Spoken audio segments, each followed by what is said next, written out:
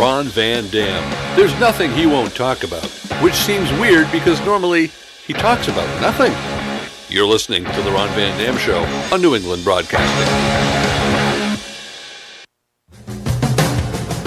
Good morning, good afternoon, good evening, good night. It's the Ron Van Dam Show. All right, that's enough. Hold on tight, things can get a bit weird, if you like that sort of thing.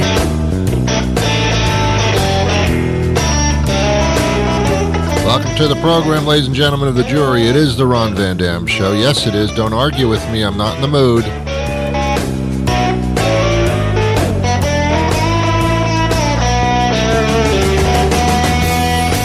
This is your safe place. There's a lot of weird, strange things going on out there in the world. Here, this show, this is your safe place. Doesn't say much for safe places, does it?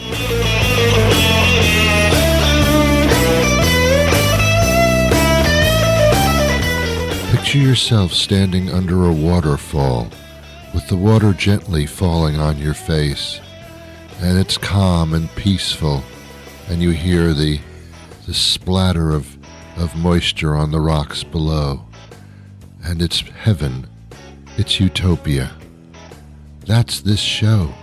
That's what it's modeled after. Standing near a waterfall. Can you believe this?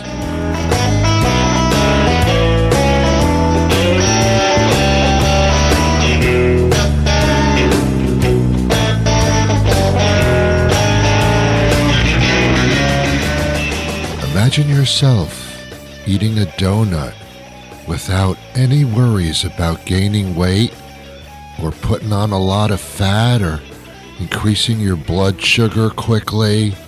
Imagine that. You can imagine that right here on this show.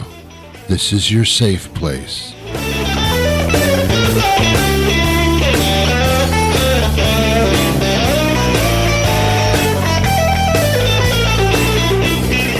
Why is it a safe place? Because I don't judge. I don't make judgments, you annoying little bastard, you.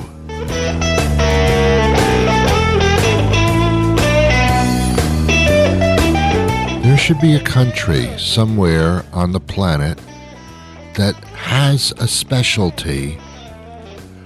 All the residents of this country are annoying little bastards. Every one of them. They gather there for annoying little bastard conventions and decide to buy homes there. And they start a community of annoying little bastards. That would be good. I don't believe in segregation. I really don't. Yet, the annoying little bastards should have an island somewhere that is unreachable by mankind, ever.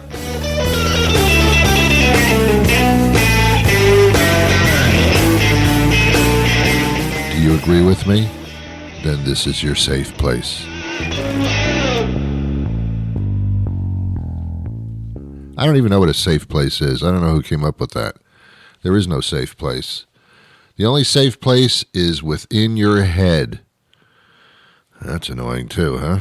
Well, welcome to the program. How are you? Good to be with you. We have a lot in common. We all put our pants on the same way over our heads, right? Am I right? Who does that? Who does that anymore? Who does that? I know. Do you know why I don't wear sweatpants? Have you wondered why I don't wear sweatpants? I'm going to tell you why. Because they have drawstrings, and they're annoying. I don't want to string up my waist to keep my pants on. It just, I can't even tie my shoes for more than 5 minutes. My God, what would happen if that little bow that I make there, on the sweatpants to keep my sweatpants up, what if that bow let go and all of a sudden my sweatpants drop to the floor? That wouldn't be good. I'm going to tell you a funny story right now. I'm going to tell you a funny story, and it's ending up being the fact of the day. Ladies and gentlemen, please prepare yourselves.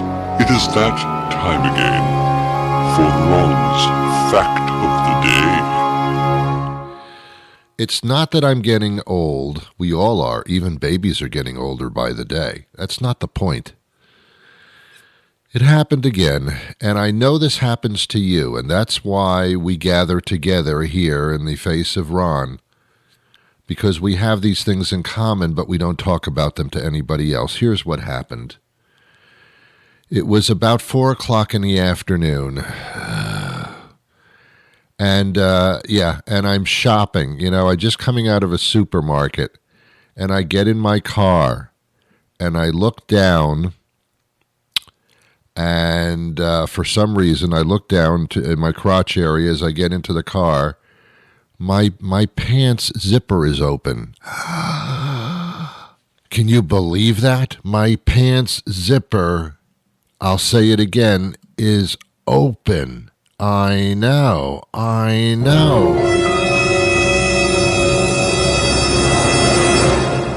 It's not so much that I find all of a sudden that my zipper is open, but now I immediately have to backtrack every minute of my entire day, realizing and discovering what places I went to with my fly open. And that would be the last time I went to the bathroom, and I realized that was like 10 o'clock in the morning was the last time I went to the bathroom. So for 6 hours, every place I went, my fly was open. That's why when I wear underpants, I try to wear them the same color as my pants. So if my fly is open, you wouldn't know it because it's the same color underpants. So it's okay. But this particular day, I didn't.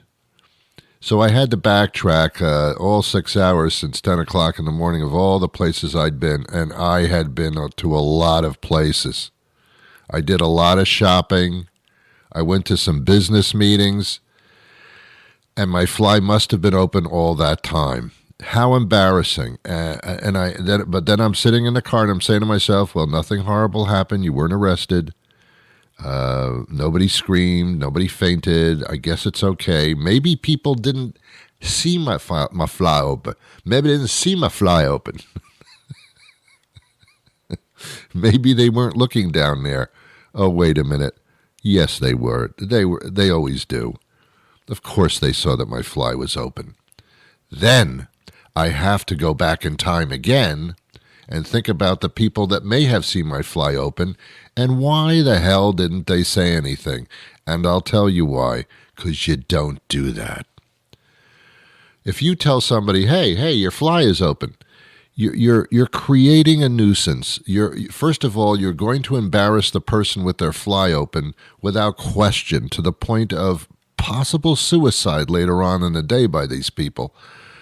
You don't want to walk into a room and find the person hanging there with a suicide note saying, someone saw me with my fly open, and I cannot live on. I cannot go on with my life. The embarrassment is too much. You don't want that to happen, because some people may do that. So you don't tell people their fly is open to save them the embarrassment.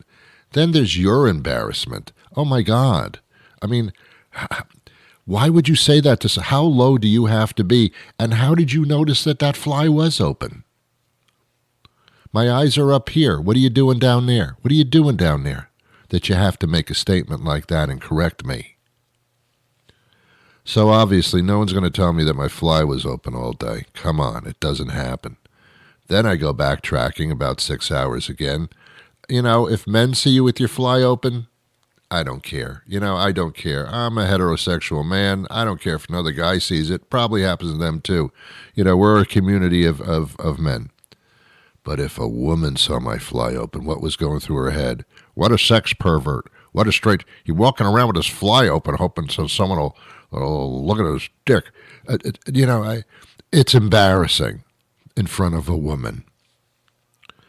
So then I go through that process. Then I have to go home and I have to have an alcoholic beverage in order to make me forget it quickly and not care as much as I did. Raise your hand if you've ever been through that. What, I'm the only one? Oh, boy, now I'm not feeling too good about this. Shouldn't have brought it up. But these are the kind of things that bind us together. That and cheese. Those two things bind us together, I think. I was talking to a friend of mine. I use that term illegitimately. I was talking to somebody that I knew, and we were talking. He says to me, Ron, sometime we should go up to New Hampshire, and we should go camping. And my immediate reaction was, why? What the hell's wrong with you? Why would you say that to me? Why would you say that to me? Because some people love to camp. I don't even understand what that means. Some people like to go into the woods, set up a tent and sleep on the ground, and then pee in the woods and go home. And I don't quite understand that whole concept because I don't know if these people know it, but they have houses now and they make hotels. You don't have to pitch a tent and sleep in the woods. You don't have to do that anymore. But some people don't know that. And for fun, they like to, and here, there's quotations around this word, sometimes they like to rough it. Who are you? Why do you want to rough it? And I don't want to commune with another man in the middle of the woods in a tent. I don't get it. What are we going... Why? I'm not holding your hand and I'm not singing Kumbaya. I don't know how to spell Kumbaya. I don't know the words and I don't even get it. I guess it's an Indian thing. I'm not sure. And I don't want to see you build a campfire in the middle of the woods. That's not interesting to me. There's other things I'd like to do. Some people get off on this. Ron, we gotta go to the woods together. We gotta go camping. No. These people also like to hike. Okay. I like to walk around too if there's a purpose. Like there's a sale at the store or something. I'll walk into the store. I'll hike into it. But to go to the woods and just walk around, okay, maybe. Hiking? No. Hiking requires a special form of thought. You got to wear hiking shoes. No. As soon as I put on hiking shoes, I know I'm going to be hiking. And I don't know if you know this, but in the woods and in the forest, when you go roughing it, quote unquote, and hiking, there are hills involved. Hills? Who came up with these things? I know there's mountains and hills in nature, but I was not created to climb them. Ron, I want to reach the highest summit and look down upon everything. Don't they have videos of that? How about postcards? What's your problem? What's your... Hiking? Are you kidding me? I don't even want to go upstairs in my house sometimes because it involves climbing the stairs. You think I'm going to hike? And then I have to wear a backpack. I don't know what I'm supposed to put in it really, but I have to wear it because otherwise I'm not a serious hiker. Ron, we're going to go walking in the woods. You don't have a backpack? Seriously? You're not a serious hiker. No, you're right. I'm not. I shouldn't be doing that. So do I want to go camping in the woods with you? God, no. I'm sure you can find somebody you know who would love to do that. You can roast marshmallows. You can go out into the woods and get some twigs. There's a lot of them out there. You know, the dirty ones that all the animals pee on, those. Then open up a pack of marshmallows, pure cane sugar. Stick it at the end of the dirty peed-on stick. And roast it over an open flame till it turns carbon black. Then put it in your mouth and inhale and enjoy the carbon sugar. The carbon sugar puffs. Then we can sit next to each other at the campfire, singing Kumbaya, all 7 verses. And we can tell scary stories to each other. My scary story to you, I'm going to kill you, and no one will know.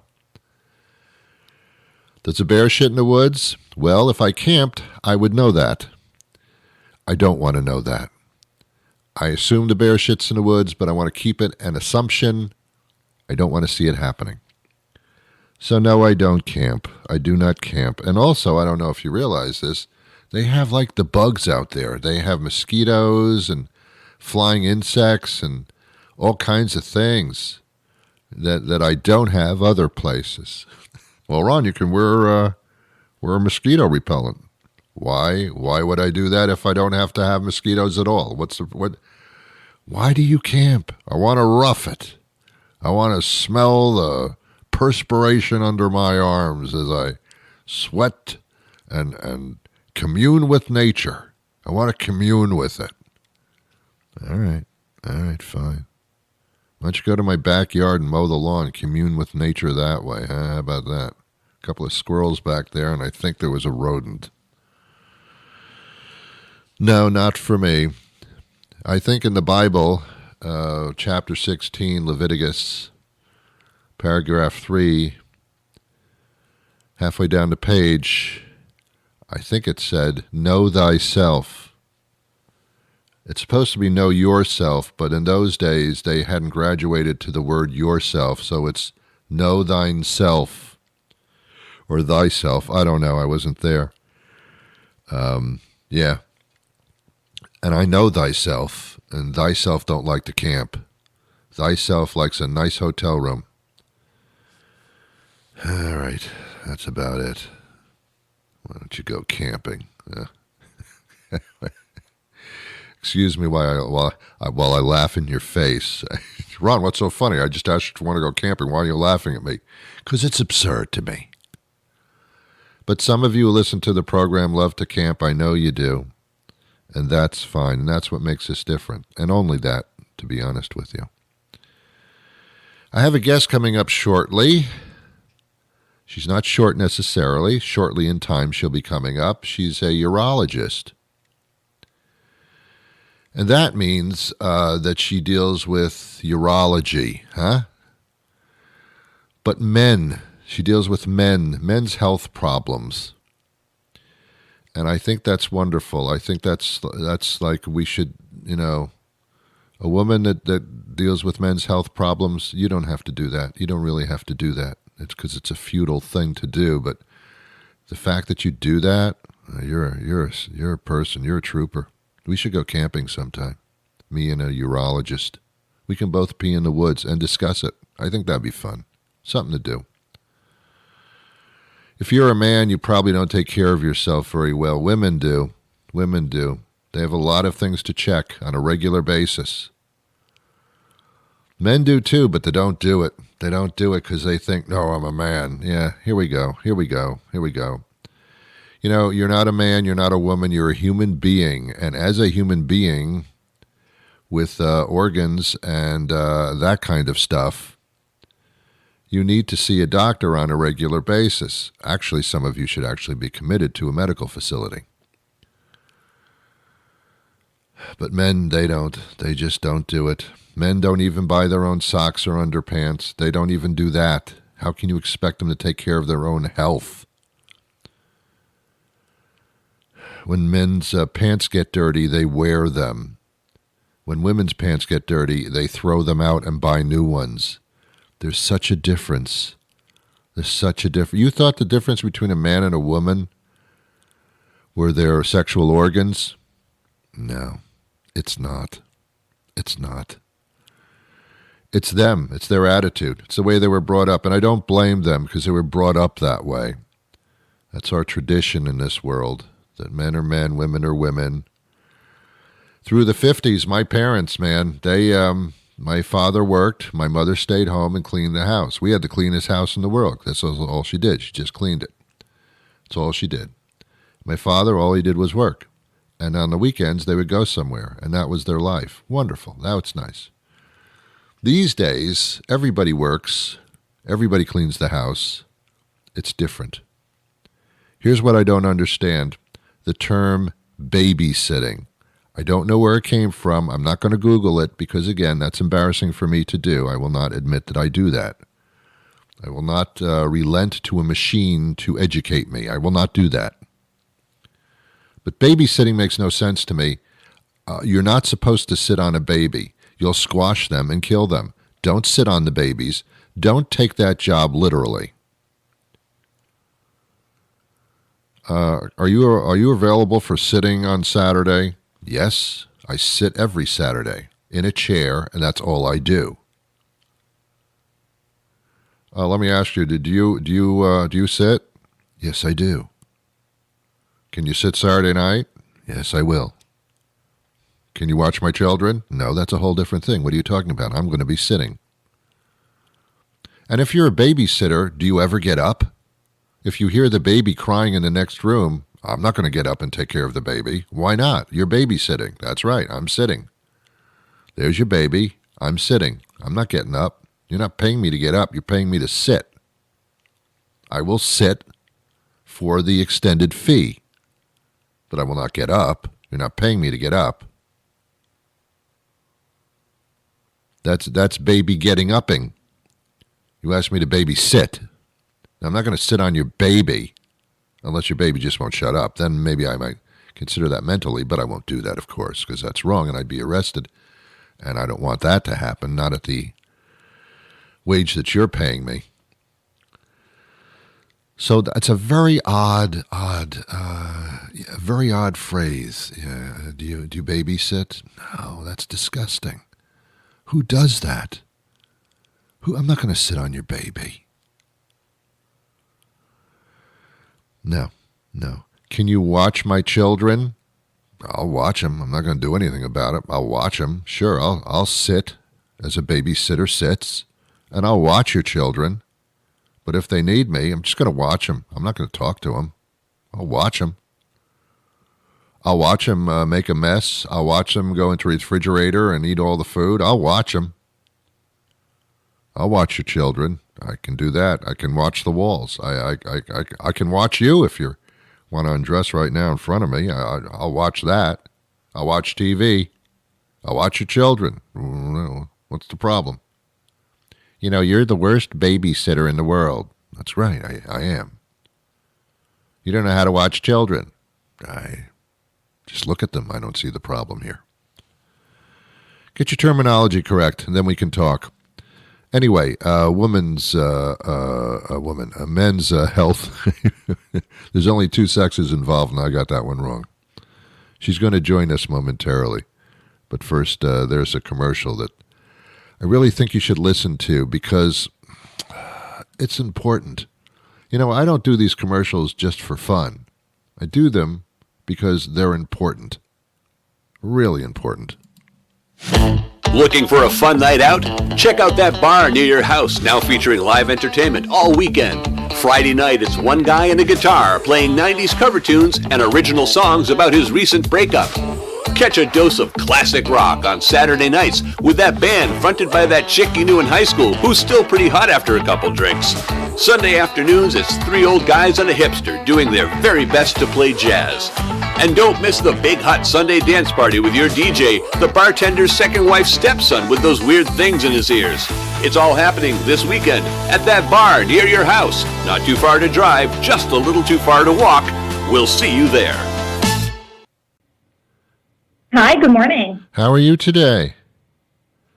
I'm doing well. How are you doing? Great. Dr. Amy Pearlman joins us now. She's a urologist. Are you a urologist indeed? I am a urologist. All I right. specialize in men's health. Perfect. Okay. Well, we're talking about men's health because men don't take care of themselves as much as women do, I would assume. Is that the case? It is the case, and it's interesting. There was actually a survey out of the Cleveland Clinic that showed that 72% of men would rather be doing household chores like cleaning toilets than going to the doctor. Oh, I'd rather go to the doctor and clean a toilet, but okay. I'd rather a man clean my toilet. Okay. Well, that's the best of both worlds, I guess. All right. But he still has to stay healthy, even though he's going to clean your toilet. He absolutely does. All right. That's odd. Why do you think that is? Why do you think men don't pay as much attention? I know even as a young adult, I didn't at all, and yet my girlfriends did. So what was that about? Yeah. And, oftentimes women are the ones that get men in to see a healthcare provider. But it's interesting because, as women, we have these milestones that happen early on in our lives. Yeah. So even when we're teenagers, I know my mother said, Amy, it's time to see a gynecologist. And while I was, fretting that visit for a while, it got me plugged into the system. And men don't have those same milestones. Yeah, you're right. So it oftentimes takes them decades later when they actually have symptoms and problems before they do see a healthcare provider. Well, that's the interesting thing, because the older you get, the body does start to deteriorate. It sounds awful, but it's true for everybody. Mm-hmm. And things happen. And if you don't catch them, then they can get worse. And men don't really do things until they have to, I guess, like even buying socks and underpants. Even buying socks and underpants, that's right. Yeah. But we know, when it comes to men's health, a lot of the conditions that people have, they're actually preventable. Mm-hmm. And so I'm on this mission to help men and women understand that if we intervene early, we can prevent a lot of these conditions from ever happening. Yes, or if you have the condition and didn't know it, you can do something about it and either lessen it if it's chronic or avoid it. Yeah, I know for men, I think the tipping point are the colonoscopies, I believe. Is that accurate? Well, colonoscopies, and then, oftentimes that dreaded visit to see a urologist for a prostate exam. Yeah. So, and you can see, even those are two prime examples that kind of inform us of why men don't want to see a healthcare provider. Uh-huh. But, in my practice, I don't always do an exam, a genital exam. The reason being, I want men to understand that if they just have a question, if they just want to sit in front of someone like me and talk and be educated, that is reason enough to see a healthcare provider. Oh, that's a great approach. I like that. Where do you practice out of? So I'm in Miami. I'm not in the Boston area. Damn. However, there are incredible specialists in the local Boston area. In fact, some of the top specialists in the world are in your area. Yes, they are. You know what I find, Doctor, is something that you possess, and that's a bedside manner. I think men are scared of doctors because they don't want to hear things. But if there's a good bedside manner involved, then they can strike up a nice medical relationship. I think it makes all the difference in the world for men and women. Yeah, it makes all the difference. And we spend a lot of money, time, and resources on really high-level technology. Mm-hmm. And I'm not saying that technology is bad. It helps us take care of a lot of people. But it really starts with the basics of communication, of creating this really safe space that says, I care about you as a person. Yes. What questions do you have today? Safe space, good. That's it. That's the deal. It's amazing what can open up when you feel like you're in a safe space. It's amazing. Okay. Absolutely. Yeah. I guess the holidays are a good time to talk about this subject with your family. They are, and it's always a good idea. I want to give you some tips here in terms of bringing up the conversation. So if you have a concern about an important man in your life, whether it's your brother, your son, your father, your spouse, or a friend, it's to do it not in the moment where, let's say you're really concerned about that person, okay? So it's at a time where you can make it less about a problem or about a dysfunction and more so about health and wellness and talking about how their health and optimizing their health, we can all do this as a team. We don't want to point the finger to say, I'm worried about you, you need some help. It's, hey, I want to optimize the health of our family. How do we do this together? And what better time to bring up that conversation than the holidays? Yes, with a drink first. In moderation. Good music. That's right. Well, okay, you got the formula going down, Dr. Pearlman. Okay. Yeah, it's the beauty is it starts with communication and creating the safe place and doing things like this on the radio where people feel safe in their cars, or at home, and it's giving people the words. I think that's a huge barrier too for men is, if they call a doctor's office, they have to admit to the person on the other line, this is my problem. That's right. This is my symptom. That's right. And I'm on a mission to make the well man's visit a thing where a guy can call an office and say, I want to feel better. Yes. Can I schedule an appointment, please? We need to normalize that conversation. Definitely, no question about it. I mean, men at a younger age talk sports, at an older age talk about their back, and it's just what happens. I mean, it's the topic. It is important. Yeah. Men. I mean, bottom line, to separate men from women, I guess men are macho and they don't want to admit that there's a problem. They'll take care of the problem for somebody else, but not for themselves. Kind of an interesting psychological situation. Yeah. But you know what I find amazing, though? What? One of the things I find most amazing about what I do as a woman in men's health is we think that men don't want to talk about it. But oftentimes we've never given men the stage to talk about it. And there have been so many circumstances where when I create a safe place for a man to talk about his concerns, he doesn't stop talking. It's one of the most beautiful things I've ever seen. And that guy ends up being this huge advocate for other important men in their life. Yeah. We have to give men that stage. Good point. Very, very good point. Well, we know what the bottom line is. How can we get more information about this? Awesome. So there are a lot of incredible specialists when it comes to men's health in the Boston area. And oftentimes that starts with going on Google and searching for your particular concern and seeing who specializes in the concern. Good. It's all about meeting with the right provider at the right time. And lucky for you all in Boston, you have a lot of men's health specialists.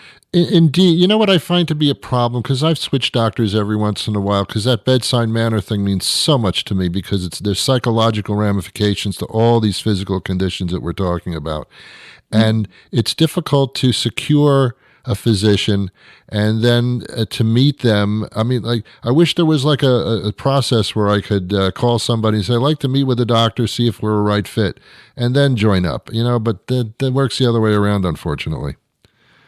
Well, I have a tip for you. Okay. Are you ready to hear it? I sure am. All right. So I know we oftentimes tell people, well, don't go on Dr. Google and don't go online, but I'm going to say the opposite. I'm going to say, go on Dr. Google, go online and search for a healthcare provider in your area and see what they have online. There are so many of us that are now on YouTube and we're putting out content. Good. So in my field, I know that I put a lot of content out there because I want guys to see what I look like, how I speak, what my message is. I want them to know what to expect during that initial visit with someone like me so they're not surprised, right? And so I think that's the way. We have a lot of content out there. We don't want to encourage people to go down the rabbit hole, but you can actually find out a lot about the bedside manner of your provider by looking online. Perfect. Well, she's Dr. Pearlman. Thank you so much, Dr. Amy. And that's endo.com. Is that correct? So to learn more about PD, you can go to talkaboutpd.com. Okay, talkaboutpd.com. Perfect. It's been a pleasure. Thank you so much for your time today. Well, that'll do it for me today. I'll be back again tomorrow with a brand new show. But until that time arrives, I wish you peace.